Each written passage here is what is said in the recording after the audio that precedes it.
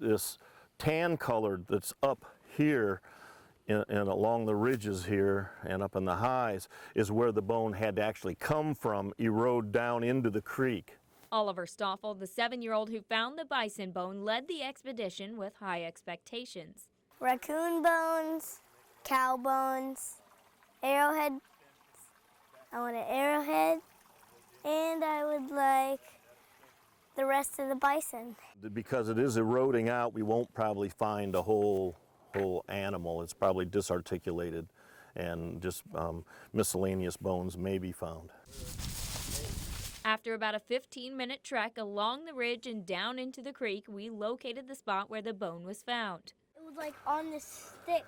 Well, I found the bone here, which it was just like leaning against the stick. I didn't dig it or anything. All I did is just like laying there, which was very rare. After a bit of searching, unfortunately, no other bones were located. Sometimes it takes hours, you know. You can't just go up there and go, oh, hey, we found the skull. No, that ain't gonna happen. I've done this way too many times. New bone material may not have been found, but the hike still turned out to be very informational. I guess what we learned today is that the bone was washed here from many, maybe hundreds of miles away. But it doesn't matter. It's just interesting. The bone took a journey, I guess. In Murfreesboro, J.C. Brienne, News 3.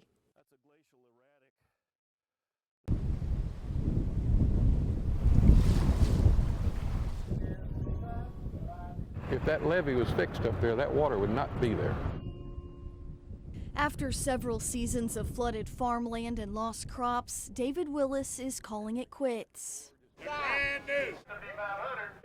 Farmers from as close as Missouri and as far away as South Carolina came to Miller City, bidding on equipment that used to work these fields, now on the auction block. Sold at 75. From the auctioneer trailer, Willis watched as farm equipment used by himself and the generations before him sold one by one. All this equipment has sentimental value to me.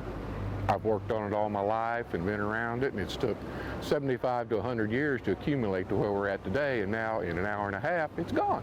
Willis says with each tractor that came up for bid, memories flooded his mind. It probably hurt me the most because, like I say, I'm the only one who ever drove this piece of equipment.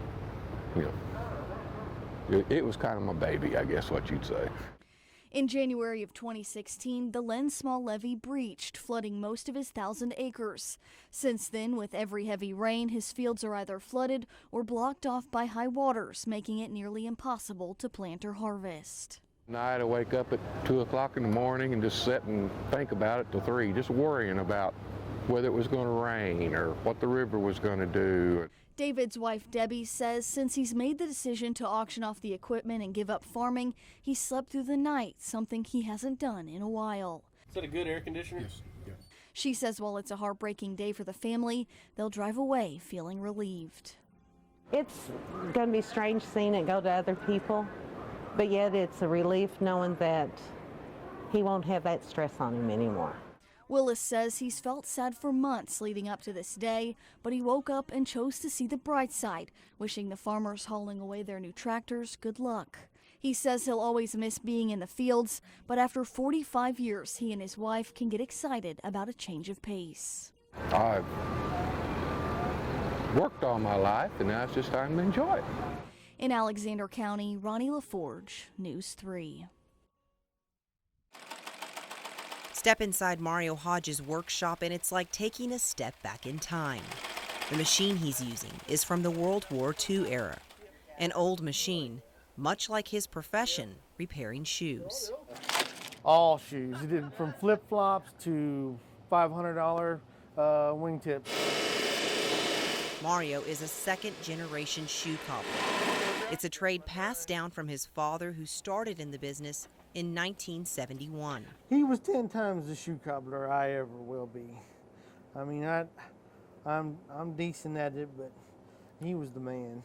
His father, Richard Martin, opened this shop in Mount Vernon in 1981.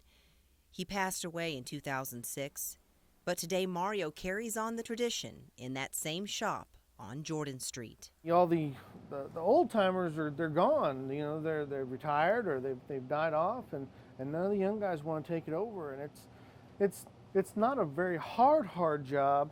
It's a very time-consuming job, and you spend a lot of hours in here. But I enjoy it. The shoe cobbler is one of the world's oldest professions, and Mario makes it look easy. Just to give some perspective, he gave me a crack at one of the more simple tasks, and it definitely takes some elbow grease. So just there you go. Squeeze hard? Yeah, fairly hard. Otherwise, it won't come out. There you go. Yeah, see? It's definitely not. It's definitely not the easiest thing in the world. There we go. There's an artisan craftsmanship that goes into play with it that sometimes I just, I just kind of marvel at some of the stuff that I've seen him do. It's a line of work most people are surprised to hear is still around. But Mario says business has never been better. The economy got bad and our business boomed. People, they just don't want to get rid of stuff right now. They want to get it fixed and keep wearing it, keep using it. Kent Southers couldn't agree more. He's been a repeat customer for more than 20 years.